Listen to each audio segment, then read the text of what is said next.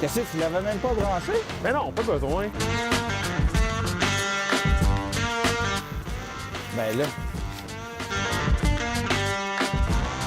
Ah, quelques heures de ski, ça a fait du bien. Et là, c'est le moment de prendre le volant du Hyundai Kona électrique, un véhicule qui était super attendu au Québec. Et pour ce faire, j'ai invité avec moi un journaliste du Guide de l'auto qui, lui, l'a conduit du côté de la Californie dans des conditions juste un petit peu plus idéales que celles qu'on a présentement au Québec. Alors, on va aller voir les différences de comportement, la différence d'autonomie. Mais avant de prendre le volant, je vais enlever mes bottes.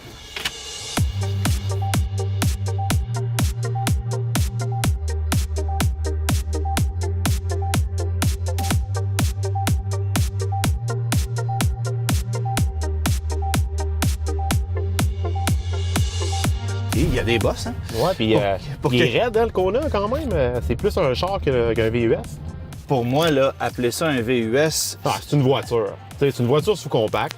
Puis on joue avec les mots, mais ça, on en a déjà parlé. Puis je pense que les consommateurs s'en rendent compte que le terme VUS, là, c'est un terme marketing. Ben, tu sais, c'est une espèce d'hybride entre une Accent et une Elantra. Parce que dans le cas d'une version à essence, par exemple, tu aurais un moteur d'Elantra.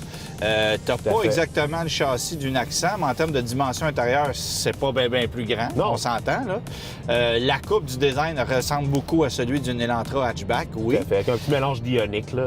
Là où j'ai de la misère, moi, c'est que va falloir que tu me justifies le fait que ce véhicule-là coûte 25 000 $ de plus qu'un Kona de base à roue motrice avant. Parce que ça se fait pas qu'à roue motrice, c'est ça le défaut. C'est ça. Ça, c'est un de ses défauts. T'as bien mentionné, Antoine. Puis c'est intéressant qu'on en parle parce que ce véhicule-là, je l'ai conduit en Californie parce que tout allait bien. Mais récemment, il y a un lecteur qui m'a écrit, qui m'a dit qu'il a voulu en acheter un. Il l'a essayé dans la neige puis ça spinait de dessous tout le temps. T'as 300 livres de couple sur les roues avant. Ouais, ça a de la puissance. Ça a du torque. Ça n'a pas bien plus de puissance d'accélération qu'une Bolt, je te dirais. Ça se compare, mais on s'entend que c'est plus confortable. Oui, effectivement. C'est ça. Pas mal plus confortable que Mais dans t'as une pas plus Bolt. d'espace en arrière, en dedans puis dans le coffre, là. Non. Ça, c'est sûr. Je suis d'accord avec toi, mais au moins il y a du progrès. On n'avait pas de réel concurrent à la Bolt, à part peut-être la Tesla Model 3, mais ça compte pas vraiment parce qu'on s'entend qu'elle est pas mal plus chère, là. On a enfin un concurrent à la Bolt. On a une autonomie élevée. On a, honnêtement, là, on l'a Même pas l'hiver. branché. Même l'hiver. On l'a pas branché puis on n'est pas stressé. On n'a pas d'inquiétude qu'on va manquer de jus. Écoute, le Kona, il a été nommé véhicule nord-américain de l'année par le North American Car of the Year. C'est pas pour rien. VUS de l'année au Guide de l'auto. Même les gars du Texas ont voté pour ce véhicule-là. Ben, ça te donne-tu une idée? Ces gars-là Quand roulent en même, là. F350 Ben ouais. Super Duty. Et il y a des bosses. On est dans la grosse neige. Puis essaye donc ça dans la neige, voir la traction. On va voir que ça fait 300 livres-pieds de couple. Faut noter par contre qu'une voiture électrique a un centre de gravité beaucoup plus bas qu'une voiture à essence. Donc voilà. Bien, l'effet de coupe est là, mais je te dirais que c'est moins pire qu'avec une Bolt. Effectivement. Parce que la Bolt, le centre de gravité, la grosseur, les proportions de l'auto font qu'elle patine à gauche, à droite. Ça, c'est plus stable. Fait que c'est un autre avantage. Écoute, sincèrement, je l'aime bien, la Bolt, là, mais juste de le conduire comme ça, dans des petites conditions hivernales, je te jure que c'est ce que je prends avant la Chevrolet parce que c'est beaucoup plus stable et beaucoup plus efficace dans la neige. Puis plus moderne aussi. Tu sais, la Bolt, elle commence à prendre de l'âge. Déjà que son habitacle était désuet au niveau de la qualité des matériaux, on s'entend. Ouais.